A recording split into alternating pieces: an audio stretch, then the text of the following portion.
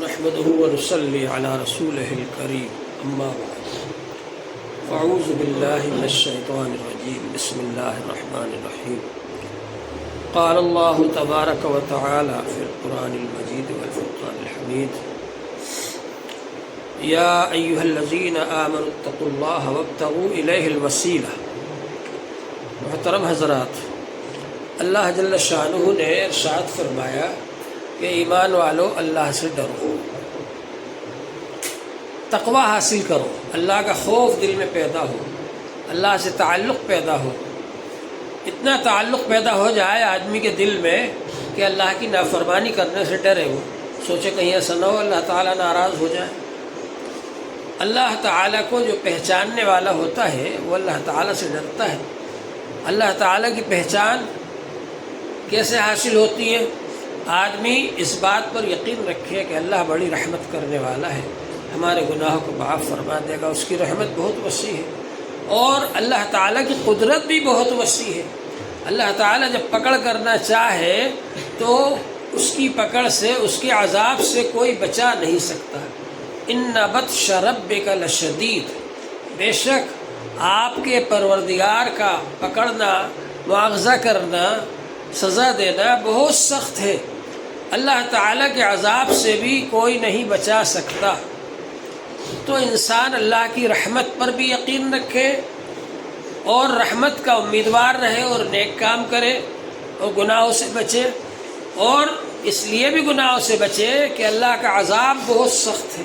اللہ کے عذاب سے بچنے کے لیے گناہوں سے بچے، ایسا اللہ کی اس کو معرفت حاصل ہو جائے، پہچان حاصل ہو جائے، ایسا ایمان ہو اس کا اللہ پر کہ اللہ تبارک و تعالی پر یقین رکھتا ہوں میں، تو اللہ کی قدرت کو بھی مانوں اور اللہ کی رحمت کو بھی مانوں، اللہ کی ذات کو بھی مانوں اور اللہ کی صفات کو بھی مانوں۔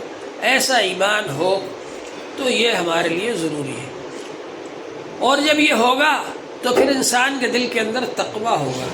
تقویٰ مطلب ایسی صلاحیت ہے، طاقت ہے جو انسان کو نیک کام کرنے پر ابھارتی ہے اور گناہوں سے بچاتی ہے۔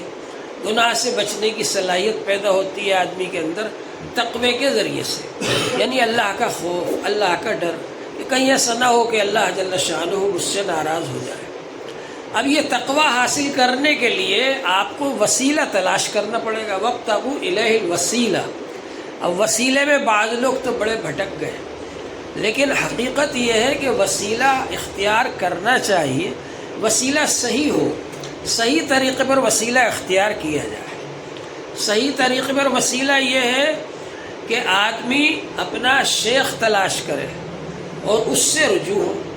واتبع سبیل من اناب الیہ، اس کی طرف رجوع کرو، اس کے راستے کی اتباع کرو، اس کے طریقے پر چلو جو اللہ کی طرف رجوع کرنے والا ہے، جو اللہ کی طرف رجوع ہو رہا ہے، جو اللہ سے لو لگائے ہوئے ہے، جس کے دل میں اللہ کا تقوی ہے، جس کے دل میں اللہ کا خوف ہے، جو اللہ کے احکام کو پورا کرنے والا ہے، جو رسول پاک صلی اللہ علیہ وآلہ وسلم کی سنتوں کی اتباع کرنے والا ہے اور رسول پاک صلی اللہ علیہ وسلم کے نقش قدم پر چلنے والا ہے، جب اس کی اتباع کرو گے تو وہ اللہ کی طرف لے جائے گا، وہ رسول پاک صلی اللہ علیہ وآلہ وسلم کی طرف لے جائے گا، وہ گناہوں کی طرف نہیں لے جائے گا، وہ دنیا داری کی طرف نہیں لے جائے گا، وہ برائیوں کی طرف نہیں لے جائے گا، خواہشات نفسانی کی طرف نہیں لے جائے گا۔ خواہشات نفسانی رکھی ہیں اللہ تعالیٰ نے انسان کے دل میں۔ انسان کو اللہ تعالیٰ نے بنایا مٹی سے، اور شیطان کو بنایا آگ سے، اور فرشتوں کو بنایا نور سے۔ تو فرشتے تو سب معصوم ہیں، لا یعصون اللہ فیما امرہم، فرشتوں میں صلاحیت ہی نہیں ہے کہ وہ نافرمانی کریں اللہ کی، اس لیے ان کے اندر شر ہے ہی نہیں، اتنا سا بھی شر نہیں، نور ہی نور سے بنے ہوئے۔ اس لیے فرشتے تو ہر وقت اللہ کے لیے سجدہ کر رہے ہیں، رکوع کر رہے ہیں، اللہ کے حکم کو مان رہے ہیں، وہ تو معصیت کر ہی نہیں سکتے۔ اور شیطان کو بنایا آگ سے، تو شیطان کے اندر معصیت زیادہ ہے، نافرمانی اللہ تعالیٰ کی۔ اور انسان کو بنایا مٹی سے، اور مٹی کے بنانے کے بعد اس کے اندر دونوں چیزیں رکھ دی اللہ تعالیٰ نے. اس کے اندر نور حاصل کرنے کی صفت بھی ہے اور اس کے اندر شیطانی صفات بھی آ سکتی ہے. دونوں صفتیں رکھ دی. انسان کے اندر غصہ بھی رکھ دیا اللہ تعالیٰ نے. فرشتوں میں کچھ نہیں، اللہ نے کہہ دیا وہ کر دو، وہ کر دیا، نہیں کیا. انسان غصہ کرتا ہے خود اپنے لیے، چاہے اللہ کا حکم غصہ کرنے کا ہو یا نہ ہو. تو غصہ انسان کے اندر رکھا ہوا ہے. حضور صلی اللہ علیہ وسلم کے پاس ایک صاحب آئے، کہا اللہ کے رسول مجھے نصیحت کر دیجیے، مختصر نصیحت کیجیے. آپ نے فرمایا لا تغضب، غصہ مت کیا کرو. پھر اس کے بعد کہا انہوں نے اور نصیحت کر دیجیے. آپ نے فرمایا لا تغضب، غصہ مت کیا کرو. پھر انہوں نے کہا اور نصیحت کر دیجیے. آپ نے فرمایا لا تغضب، غصہ مت کیا کرو.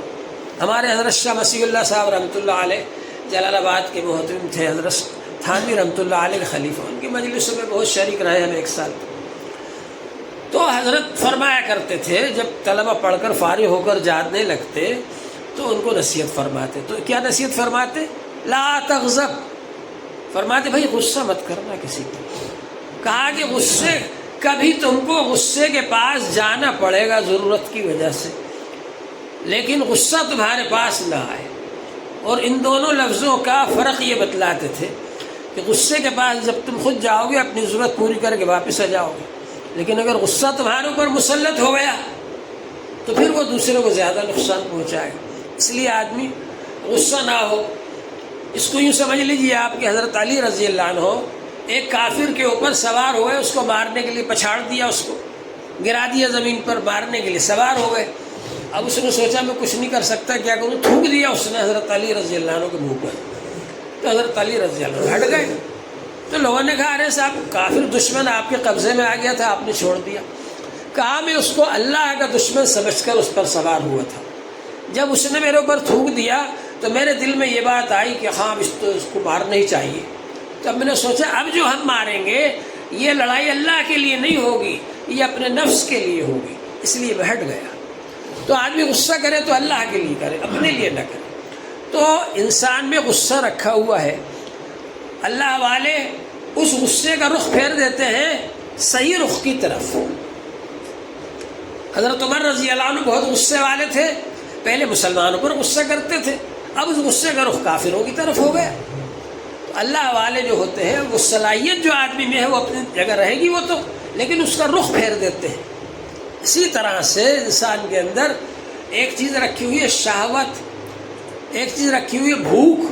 بھوک لگتی ہے آدمی کو تو اب کھانا تو کھائے گا. تو اللہ تعالیٰ نے کیا فرمایا؟ کلوا من الطیبات واعملوا صالحا، حلال مال کھاؤ اور نیک کام کرو. تو زبان کو حلال مال ملنا چاہیے اور حرام مال سے بچانا چاہیے. اور ایک چیز رکھی ہے شہوت، جنسی خواہش رکھی ہے. فطری طور پر اگر مرد عورت ایک جگہ جمع ہو تو ایک دوسرے کو دیکھیں گے، ایک دوسرے سے بات چیت کریں گے، آگے بھی معاملہ بڑھ سکتا ہے. اللہ تبارک و تعالی نے اس کا طریقہ بتایا کہ نکاح کرو اور جائز طریقے سے بیوی سے اپنی خواہش پوری کرو. غیر محرم سے بات کرنا، غیر محرم کو دیکھنا، یہ پورا ایک نظام ہے، وہ کسی اور وقت ہم اس کو تفصیل سے بیان کریں گے. تو انسان کے اندر فطری طور پر جو صلاحیتیں رکھی ہیں غصہ ہونے کی اور اس کے اندر بھوک رکھی ہے، اس کا صحیح طریقہ بتایا کہ بھائی حلال مال کھاؤ، حلال مال کماؤ. طلب کسب الحلال فریضۃ بعد الفریضہ، حلال مال کمانا بھی فرض ہے دوسرے فرضوں کے بعد. اور اسی طرح سے جنسی خواہش ہے نکاح کرو، اس کے ذریعے سے اپنی جنسی خواہش کو پوری کرو. تو انسان میں یہ تینوں چیز رکھی ہے. اب اس کی وجہ سے انسان گناہ کی طرف بھی چلا جاتا ہے. فطری طور پر کسی سے جھگڑا ہو گیا، لڑائی ہو گئی، غصہ آ گیا. اب غصے میں کیا حکم ہے؟ فاعتدوا علیہ بمثل ما اعتدى علیکم، اتنا ہی بدلہ لے سکتے ہو جتنا اس نے تم کو ستایا. اب آدمی کرتا کیا ہے؟ ایک آدمی نے ایک سے کہا کہ تو یہودی، تو اس نے کہا تو بھی یہودی، تیرا باپ بھی یہودی، تیرا دادا بھی یہودی. تو بجائے اس کے اتنا ہی کہہ دیتے کہ بھائی تو بھی یہودی، اس کے بجائے اس کے باپ کو بھی یہودی بنا دیا، اس کے دادا کو بھی یہودی بنا دیا. تو ہم لوگ کیا کرتے ہیں؟ غصے میں آگے بڑھ جاتے ہیں. غصے میں حد سے آگے بڑھنا حرام ہے، منع ہے. تو غصہ ہے اس کو کنٹرول میں رکھنا ہے۔ اسی طرح سے جو گناہ ہے، غیر محرم کو دیکھنا، غیر محرم سے بات کرنا، غیر محرم کے پاس جانا، یہ سب چیزیں ان سے منع کر دیا گیا کہ بھئی ایسا نہ کرو۔ تو گناہوں سے ان کو گناہ قرار دے دیا، یعنی اپنے طریقے پر خواہش پرستی کریں گے، اپنے طریقے پر اپنی خواہشوں کو پوری کریں گے تو وہ گناہ ہے۔ اللہ تعالیٰ نے فرمایا کہ اما من خاف مقام ربہ ونہى النفس عن الہوى فإن الجنۃ ہی المأوى، جو اپنے رب کے سامنے کھڑے ہونے سے ڈر گیا کہ میں اللہ کو جا کر کیا حساب دوں گا، اور اپنے آپ کو خواہش سے روک لیا، اپنے نفس کو خواہش سے روک لیا، وہی جنت پہ جائے گا، جنت اسی کا ٹھکانہ ہے۔ تو معلوم یہ ہوا کہ خواہش سے رک جانا، اللہ نے جس طریقے سے خواہش پوری کرنے کے لیے بتایا ہے اس طریقے سے خواہش پوری کرنا، جو کام اللہ نے کرنے کے لیے بتایا اس طریقے سے کرنا، اور جس سے اللہ نے منع کیا اس سے رک جانا، یہ کیا ہے؟ یہ چیز آتی ہے تقوی سے۔ تقوی انسان کے دل میں ہوتا ہے، نظر نہیں آتا۔ حضور صلی اللہ علیہ وسلم نے فرمایا تقوی ہاں ہونا، تقوی یہاں ہوتا ہے دل میں۔ انسان کے دل میں جب تقوی ہوتا ہے تو وہ اچھی زندگی گزارتا ہے۔ اور یہ تقوی کہاں سے حاصل ہوتا ہے؟ فرمایا، بزرگوں نے فرمایا کہ قلوب العارفین معدن التقوی، اللہ والوں کے دل جو ہوتے ہیں وہ تقوی کا خزانہ ہوتے ہیں، کھدان ہوتے ہیں۔ تو اللہ والوں کے دل میں تقوی ہوتا ہے۔ جب اللہ والوں سے ہم تعلق جوڑیں گے، ان کے پاس رہیں گے، ان کی صحبت اختیار کریں گے تو ہمارے دل میں بھی تقوی آئے گا، ہمارے دل میں بھی اللہ کا خوف پیدا ہوگا، اللہ سے تعلق جڑے گا۔ اور وہ آدمی جو خود اللہ تعالیٰ سے جڑا ہوا ہے وہ آپ کو بھی اللہ سے جوڑے گا۔ جو اللہ سے جڑا ہوا نہیں وہ اپنے آپ سے جوڑے گا، خود اپنے لیے سجدے کروائے گا، خود اپنے لیے دعائیں کروائے گا، لیکن جو اللہ سے جڑا ہوا ہے وہ آپ کو اللہ سے جوڑے گا۔ اور جو رسول پاک صلی اللہ علیہ وسلم سے جڑا ہوا ہے وہ رسول پاک صلی اللہ علیہ وسلم کا عشق آپ کے دل میں پیدا کرنے کی کوشش کرے گا، اور یہ چاہے گا کہ حضور صلی اللہ علیہ وسلم کی سنتوں کو جس طرح سے میں اختیار کر رہا ہوں اپنی زندگی میں، ایسے ہی سب حضور صلی اللہ علیہ وسلم کی سنتوں کے مطابق عمل کرنے والے بن جائیں۔ تو اس لیے شیخ سے تعلق جوڑا جاتا ہے کہ بھائی شیخ کے پاس رہو، شیخ کے پاس بیٹھو، شیخ سے نسبت حاصل کرو، تعلق جوڑو اور شیخ کے حکم کے مطابق عمل کرو۔ اب وہ شیخ، اس کو کہتے ہیں پہلا درجہ فنا فی الشیخ، یعنی شیخ میں فنا ہو جائے آدمی، یعنی ہم جو بھی کام کریں گے اپنے شیخ کے مشورے سے کریں گے، جو بھی بات ہو، کیوں وہ شیخ بھی ایسا ہو کہ جو اللہ رسول کا حکم جانتا ہو تاکہ وہ صحیح چیز بتا سکے۔ دوسری بات یہ ہے کہ وہ شیخ لے جائے گا پھر فنا فی الرسول کی طرف، کہ رسول پاک صلی اللہ علیہ وسلم کی سیرت پاک کو پڑھو اور حضور صلی اللہ علیہ وسلم نے کس وقت کون سا کام کیا ہے، کس وقت کس کام سے منع کیا ہے، کون سے کام کے کرنے کا حکم دیا ہے، کس کام سے منع کیا ہے۔ صحابہ کرام نے حضور صلی اللہ علیہ وسلم سے ایسا عشق کیا، ایسا عشق کیا، ایک ایک ادا حضور صلی اللہ علیہ وسلم کی، ایک ایک سنت، ایک ایک طریقہ صحابہ اپنی زندگی میں رچا بسا لیا اس کو۔ اس کا نتیجہ یہ ہوا کہ ایک صحابی بھی کسی جگہ جاتے تھے تو لوگ کہتے تھے حضور صلی اللہ علیہ وسلم ایسے تھے، ان کو دیکھو یہ حضور کے صحابی ہیں، حضور صلی اللہ علیہ وسلم ایسے تھے۔ تو حضور پاک صلی اللہ علیہ وسلم کی ہم لوگ زندہ یادگار بنے، اس کی کوشش کریں۔ اس کے لیے کیا ہے؟ عشق رسول، رسول پاک صلی اللہ علیہ وسلم سے عشق ہو کہ میں بال ویسے رکھوں جیسے حضور رکھتے تھے، میں داڑھی ویسی رکھوں جیسے حضور رکھتے تھے، میں کپڑے ویسے پہنوں جیسے حضور پہنتے تھے، میں اس طرح سے چلوں جیسے حضور چلتے تھے، میں اس طرح سے بات کروں جیسے حضور بات کرتے تھے، میں اس طرح کھانا کھاؤں جیسے حضور کھاتے تھے، میں اس طرح سے سو جاؤں جیسے حضور سوتے تھے۔